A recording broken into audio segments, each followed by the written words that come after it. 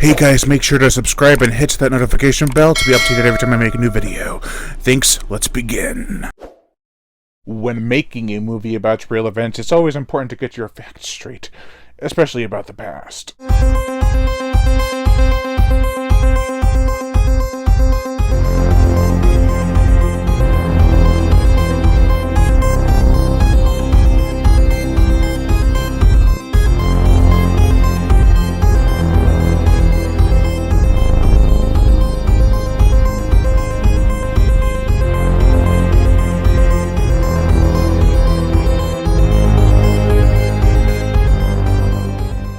Scream 3.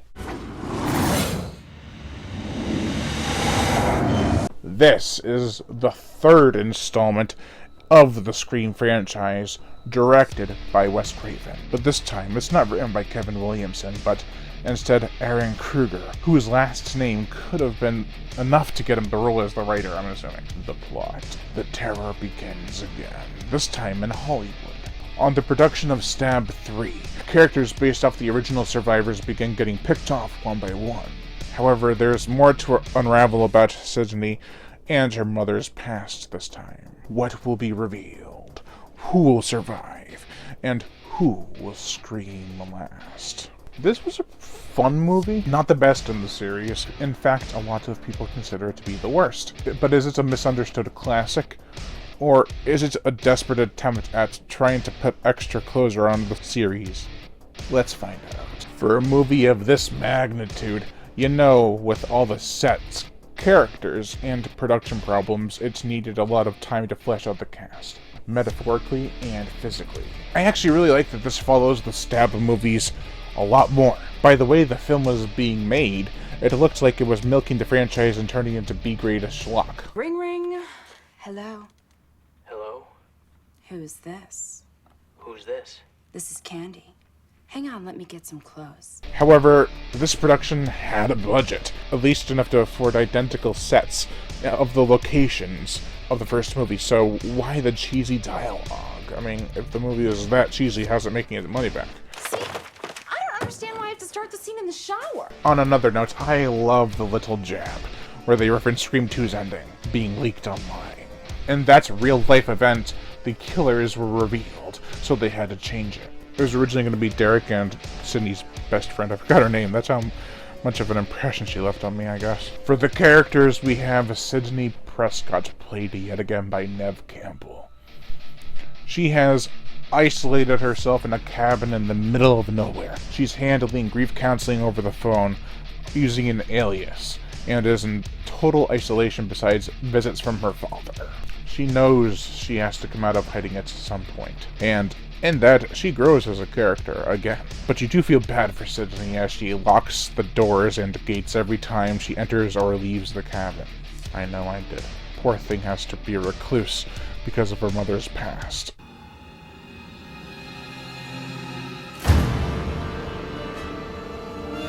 Dewey Riley, played yet again by David Arquette, has moved on from Gale. Come on, you guys. It's a yes or no kind of thing. Shocking, I know. And is now staff on the movie set. He's looking after the cast and is even living with one of them. He's still got some goofiness to him, but he's taking it all very serious, which is good. I mean, you can only do the doofy, goofy cop thing so much. But there are some, like, he does get hit and stabbed. It's like, oh yeah, it's typical Dewey stuff that has to be in every Scream movie. Gale Weathers, played yet again by Courtney Cox, returns, and is still in her old habits. Do you see a camera? Right. You bought me this purse, didn't you? She wants to help as well as get the story.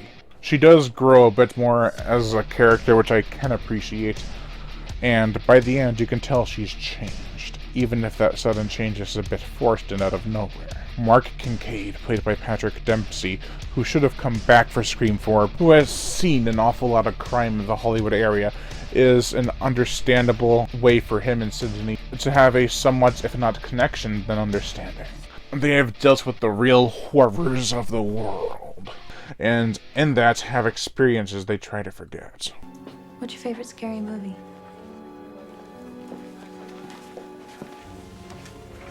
My life.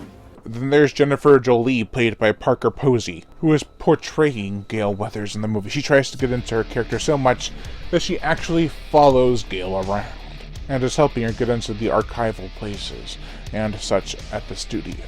Other than that, the rest of the characters are either pretty forgettable or don't contribute much. The cameos by Roger Corman, Jamie Kennedy, and Lance Henriksen are all cool, and Lance having an actual character to play is always awesome, especially in these bigger budgeted movies, because he's a great actor, always underutilized. Cotton Weary, played by Liev Schreiber, yet again, has a small part at the beginning, but he's really only there to get the story going. With the last movie's budget being $24 million, there was a little more room to play than the first. However, this had a $40 million budget, and was able to go bigger.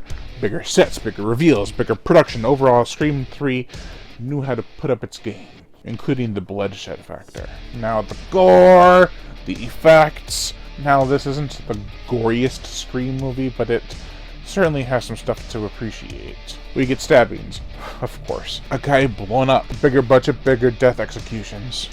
A slit throat that was weakly portrayed, and bullet hits. Naturally. It was beginning to get a bit formulaic at this point. Stabbing the victim, then shoot the killer. Was tired and done by Scream 2. I do like the third act main cast bloodbath, even though the massacre isn't particularly gory or anything. Still, it did feel a bit rushed. They were probably like, it's been an hour and a half and we still have all these extras. What would Ghostface do? The motion picture soundtrack, now, unlike Scream 1 and 2, which I did have, I bought the CDs, but they didn't have songs from Marco Beltrami, who composed for the first 4 Scream movies, but they did have other songs like Gus's Don't Fear the Reaper in the first one. It's like, oh, come on, I just want that. But I do have the soundtrack for Scream 3. Now, Marco Beltrami returned to compose the music. He also composed Terminator 3, Rise of the Machines, Cursed, another Wes Craven movie. He shows his natural progression once again with this franchise. The first movie's music was great, iconic even, if not a bit underdeveloped. The second film's music showed evolution, and that he wouldn't just rely on the last movie's themes to win over the audience. The third movie falls into that latter presentation format. A bit of choir, a bit of spunk, a bit of piano work, and even some genuinely creepy themes like Mother's Watching.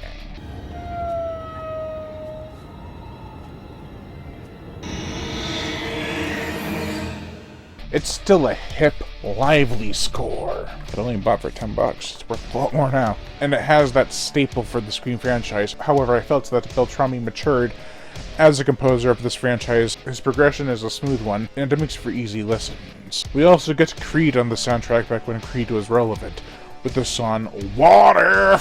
It still has a nice head-bobbing quality to it. Overall, while lacking in some areas like the abundance of characters that doesn't get enough development, the light bloodshed, and even the reveal of the killer, which was a bit forced but not too out of place in this franchise, the film is still solid entertainment. It took real dedication to bring this trilogy to us. Its story continuity is pretty solid and usually works in an if you don't think about it too much kind of way. I had to say if you watched Scream 2, then watch Scream 3.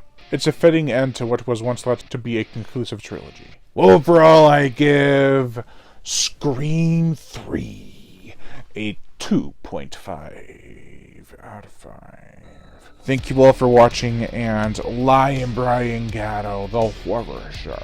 Just giving the usual shoutouts to my Patreon supporters. If you would like to support me on Patreon or join the channel as a member, the link to my Patreon is in the description below. If you want to join the channel as a member, hit the join button under the video. Both have similar perks. You'll get early access to videos, shoutouts, as well as even some collaborations depending on how much you give a month. Join us. But if you don't want to support me with any money, just hit that notification bell to be notified every time I make a new video. And as always, subscribe.